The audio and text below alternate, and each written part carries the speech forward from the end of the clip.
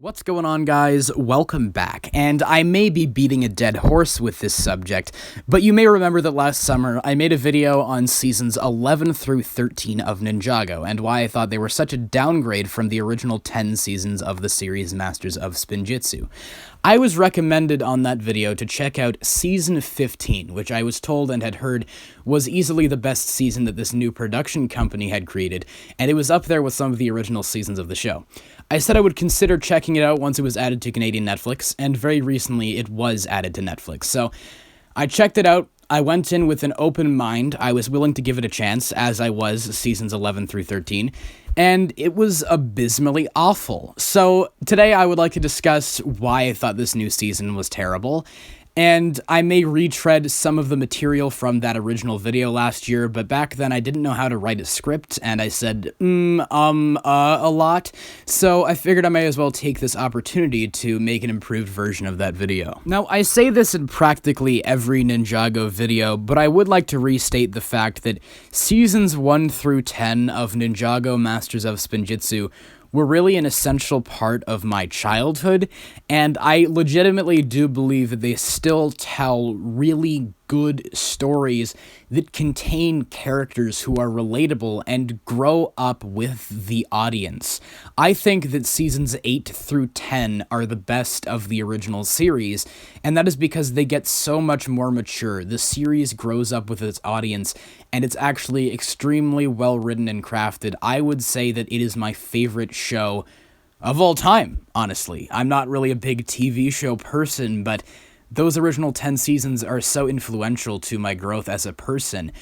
But not these new seasons. Oh boy, are they bad. They practically throw out everything that was good about the original series. An example of how they do that is by essentially regressing the character's development and then developing them the same way as before. The quote-unquote titular character of Season 15 is Nia.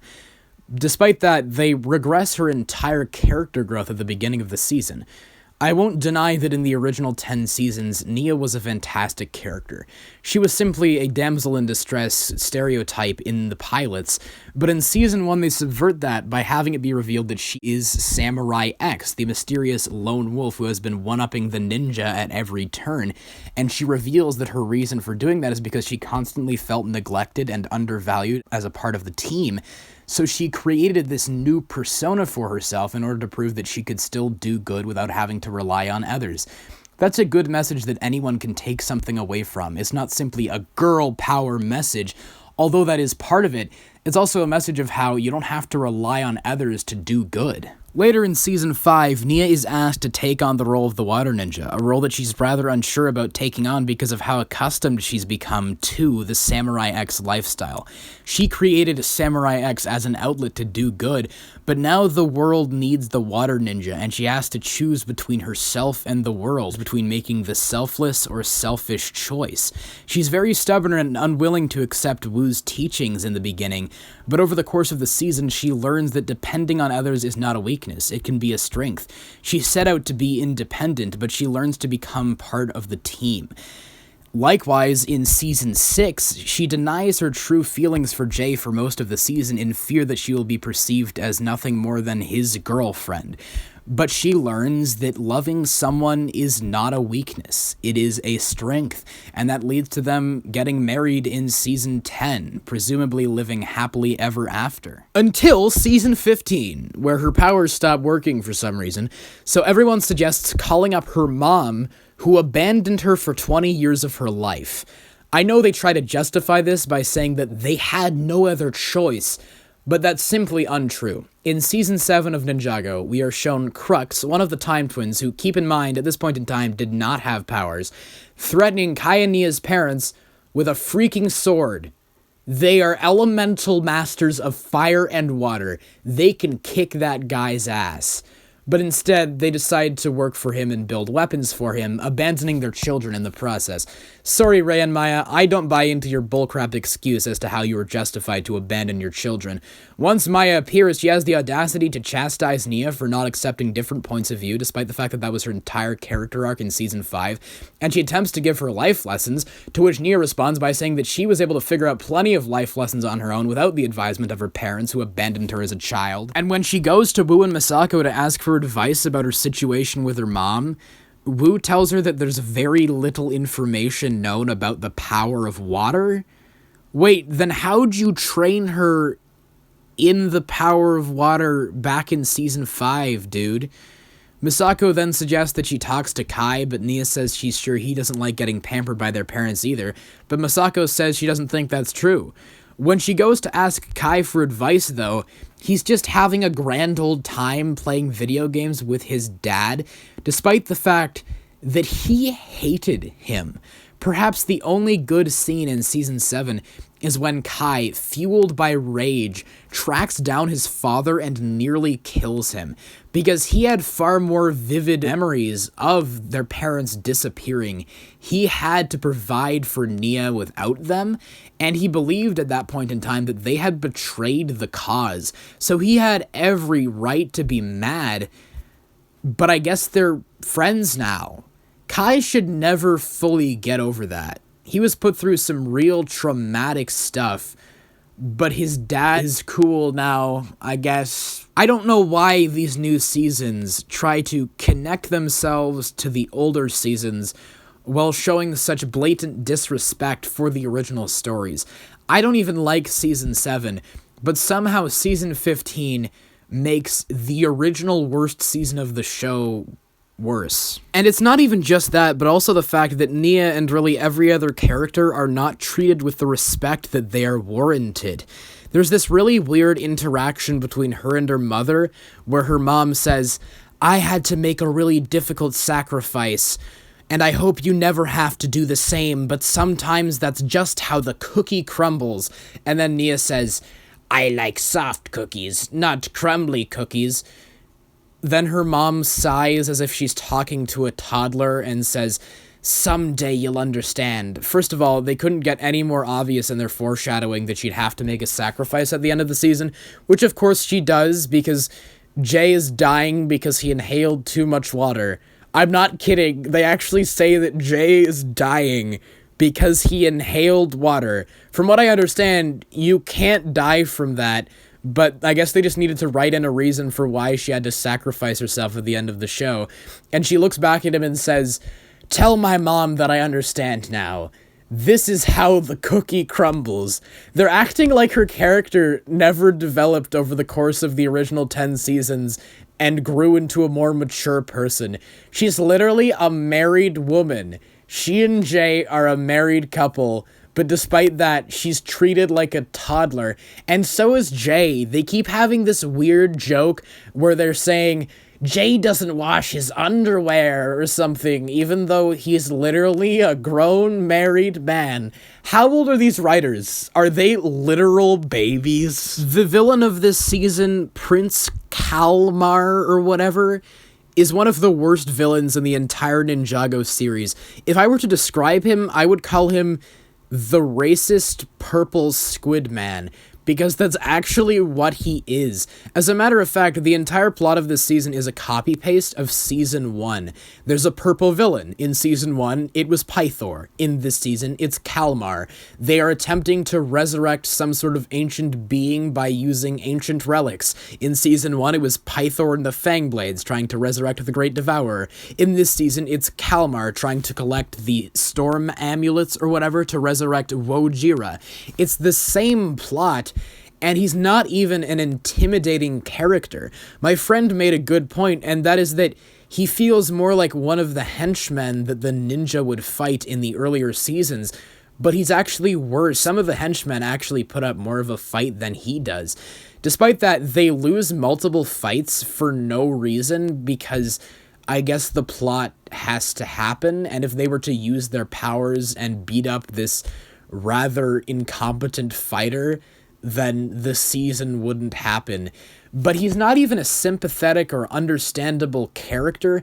I don't want to say that Notakon in Season 6 was a good guy, but he had understandable motives. His world was destroyed as a result of the ninja's actions, and he had good motivations, but was going about them the wrong way, and in the end became corrupted by the power of wishes. If they'd done something like that with Kalmar in Season 15, but having him become corrupted by the Storm Amulet, then maybe he would have been a slightly better character. But he's literally just a racist jerk from the beginning of the season to the end. He just says, "I don't like the surface dwellers because their very existence is a detriment to our society." I think I may have directly quoted him there, but his motives don't even make sense. He's essentially the same character as Orm from Aquaman, but in that film, his motives made a little bit more sense because he was mad at the surface dwellers for polluting the ocean. Kalmar isn't even mad at the surface dwellers for polluting the ocean. He's just mad because they exist. He's just racist, even toward his adopted brother. They show a flashback where his father adopted his brother, and you just have him swimming around in the background going, "Ew, what is that? He looks weak." Like, such a jerk. And he's not even smart either.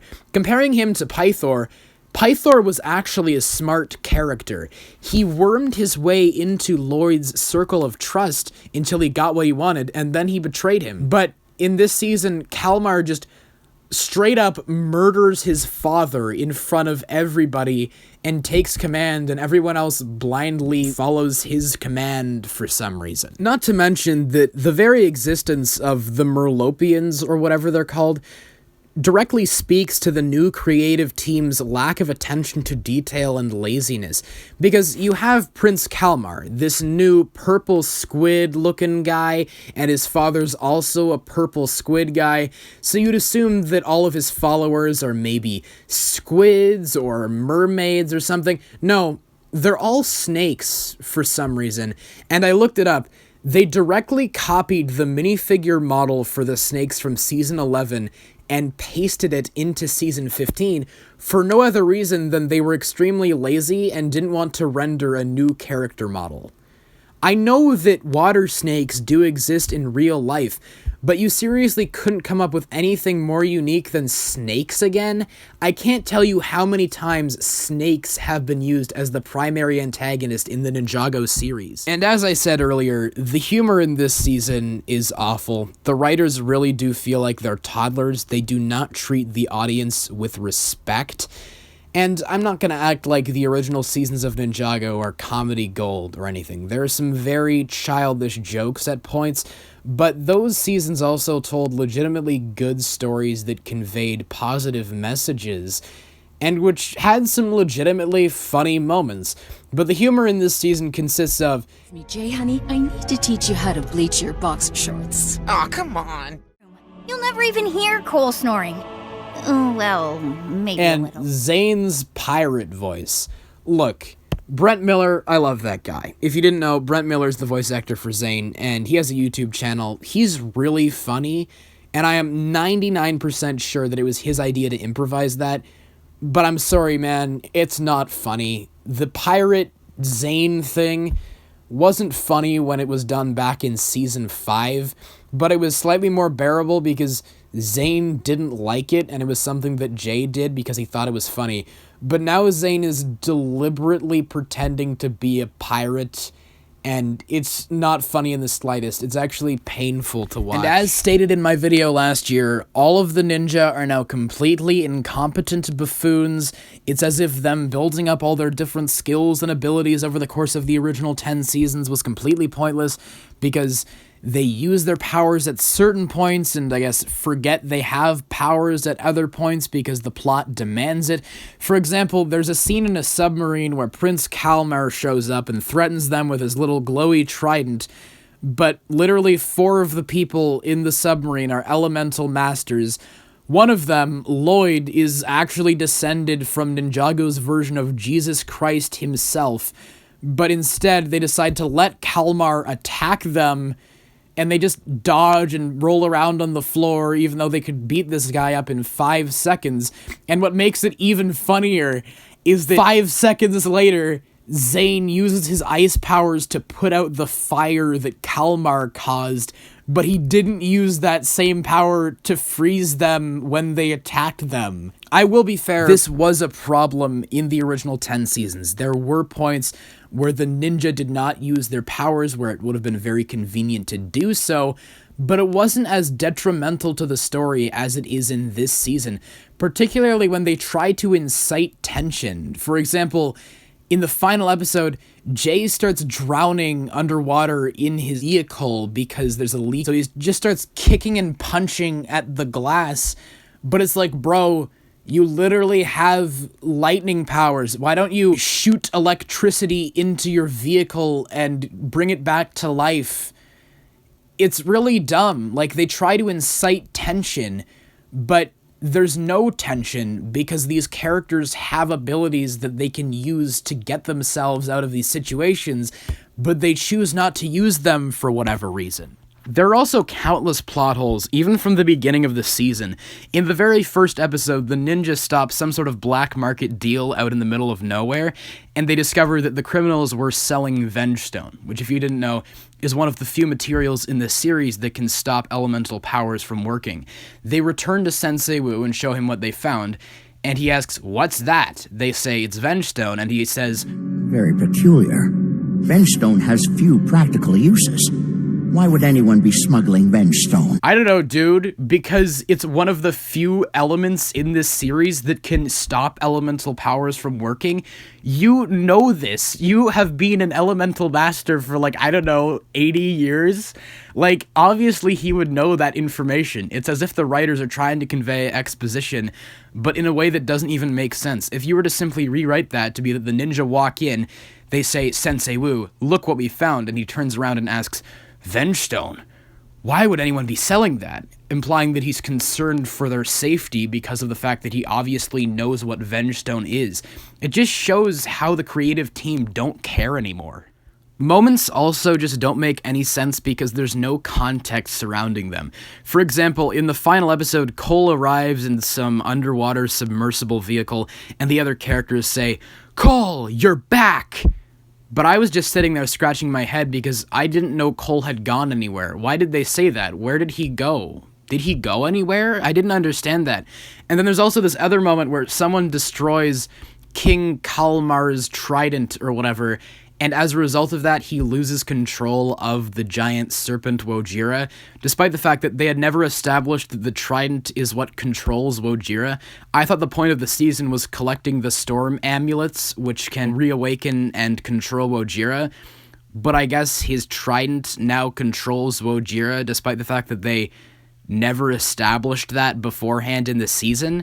I was just very confused by what was happening on screen. I mentioned this in my video last year as well, but there's something off about this new animation style. It looks cheaper, but I wasn't able to put my finger on it back then, and I feel like I've figured it out now. There's a lack of proper shading or depth of field in the animation. Upon looking at the textures on the minifigure models, they're actually very detailed, but the backgrounds that the characters inhabit are almost non-existent. It looks like someone drew something and they composited that drawing into the shot. There's something off about it, and there's a lack of proper color grading. I'm not sure if I'm using correct terms here, but if you look at the original seasons, even the first few, there were proper black points in the animation that highlighted the colors.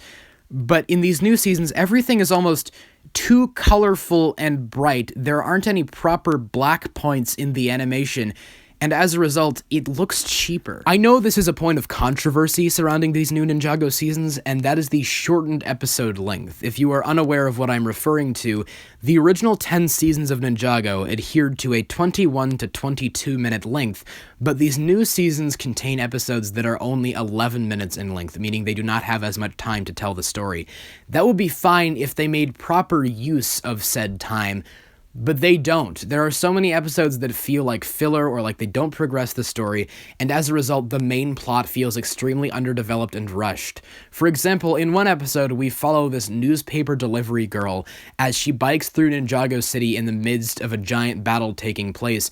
And at first it was kind of funny because they're showing how the citizens of Ninjago City have become so used to these apocalyptic events taking place. But at the same time, they try to convey this message of how anyone can be a hero and do heroic things, but it doesn't even make sense by the end because at the beginning of the episode, this main character we follow states that she wants to quit this job and go work at Ninjago City's equivalent of Dairy Queen because she'd get a better pay there, which is a perfectly fine excuse. But then at the end of the episode, she decides to stay at this job for no reason because I guess she saved Kai 5 minutes ago. But what is the message now? Like, at first I thought it was a pretty nice message. You know, anyone can step up and be a hero, even a paper delivery girl. But now the message is stay at your dangerous job where you have to bike through the equivalent of a war zone because once in a while you might be able to save a ninja. Great. There was an almost good episode where this new character, Benthomar, explains how his brother Kalmar manipulated him into helping him find this long-lost temple under seas, and it was actually an interesting story and conveyed an interesting message of manipulation. If viewed as its own short film, I actually feel like that would be really good. But the problem is it's in the middle of a Ninjago season and takes away time that could be spent developing the main characters and the main plot. And that leads me into my biggest problem with this season and really all of these new Ninjago seasons in general, and that is that they should just create something new. I can understand wanting to keep the Ninjago brand going because it's LEGO's most successful brand that has a spin-off TV show. They tried that with Chima, Nexo Knights, and Monkey Kid, none of which lasted more than 2 years. Ninjago has lasted for 11 years now, so I can understand wanting to continue it, but they should just reboot the series or do something completely new. If they had said that these new seasons were a reboot of the original series that were geared more towards younger audiences, then I wouldn't have as big a problem with them, but my problem is that they try so hard to appeal to older fans like myself who grew up with the original series, all the while disregarding what made the old seasons great, that being that they grew up and matured with their audience. These new seasons are so much more immature than anything that came before, and as a result, it was a painful experience for me to watch. If you didn't know, I didn't like the Book of Boba Fett by the end because they assassinated all of the characters that I liked. Mando, Luke, and Ahsoka. But in Ahsoka's case, I didn't grow up with the Clone Wars show. Don't get me wrong, I love that show, but I didn't grow up with it, so I don't have as much of a connection to that character as some other people do. In Ninjago's case, I grew up with the original series, so seeing these new seasons and how they show such blatant disrespect towards the original fans actually pissed me off. This season made me upset. So I just wanted to make this video on Ninjago Season 15 and why I'm done with it. I'm done with Ninjago, I love the original seasons and I will always cherish those, but these new seasons do not appeal to me, and I wish they would just create something new rather than pandering to the audience's nostalgia. But I suppose that's what every company is doing nowadays, right? You guys, please let me know all your thoughts. Do you agree? Do you disagree? Do you think these new seasons are great, or do you agree with me that they are terrible? Whatever your thoughts are, please let me know them all in the comments below. And of course, as always, I hope you guys have a great day. Take care.